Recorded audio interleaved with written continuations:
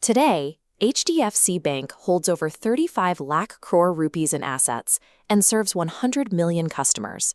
By market capitalization, it is the fourth largest bank in the world.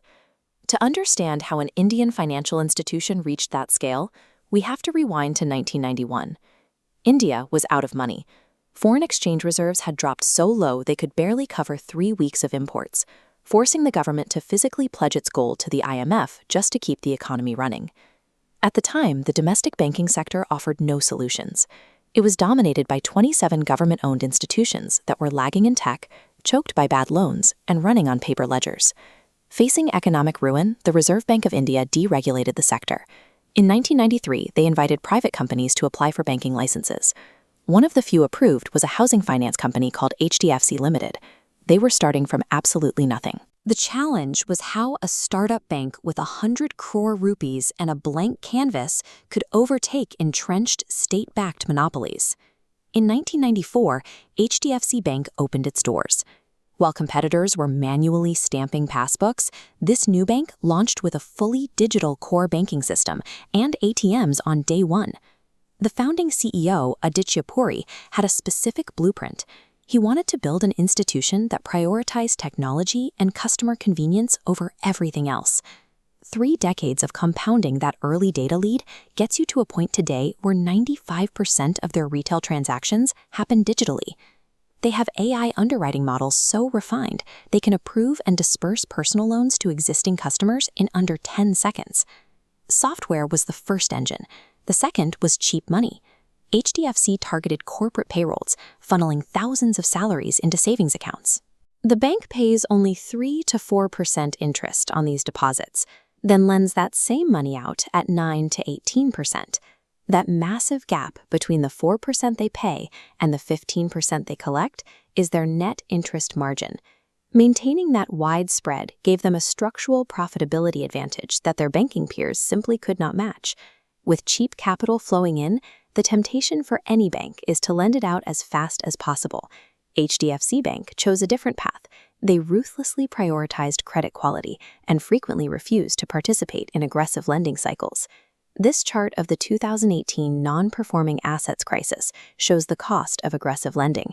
Bad debt across the Indian banking sector spiked past 10%, but during that exact same period of extreme stress, HDFC Bank's bad loan ratio stayed practically flat at 1.3%. Because they weren't bleeding capital on defaults, they had billions in cash ready to deploy. When competitors struggled during downturns, HDFC Bank simply bought them, acquiring struggling institutions like Times Bank and Centurion Bank of Punjab to double their branch networks overnight. This strategy peaked in 2023 with the largest merger in Indian corporate history. HDFC Ltd, the parent housing finance company that originally founded the bank, was completely absorbed into HDFC Bank. This move instantly handed the bank 8.5 million existing home loan customers. A massive, affluent customer base that only had mortgages could now be sold credit cards, life insurance, and mutual funds, all under one roof. They engineered a balance sheet so resilient that while other banks were fighting to survive financial crises, HDFC Bank was acquiring scale and millions of new customers. 30 years of strict discipline yields a remarkable track record. HDFC Bank has never reported a net annual loss. They are now officially classified by the Reserve Bank of India as a domestic systemically important bank, meaning they hold implicit state backing in extreme stress scenarios. Their reach extends entirely through the modern payments ecosystem. Today, 1 out of every 3 rupees spent on a credit or debit card in India flows through an HDFC Bank card. But absorbing their parent company's massive mortgage book created a new hurdle for current CEO Sashadhar Jagdishan. The merger spiked the bank's loan-to-deposit ratio, requiring a massive drive to gather new deposits to balance the ledger.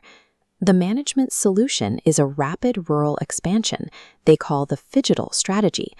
They are pushing a physical network of over 9,500 branches deep into semi-urban and rural areas. This rural footprint is highly intentional. It is designed to capture the deposits of the 30 crore Indians who are entering the formal banking system for the first time, establishing physical trust and pairing it with digital convenience. Taking a company from a 100 crore startup to a 35 lakh crore titan requires exactly that kind of patience. True financial scale is built over decades of never losing a depositor's money, never missing a quarterly profit, and never chasing a bad loan.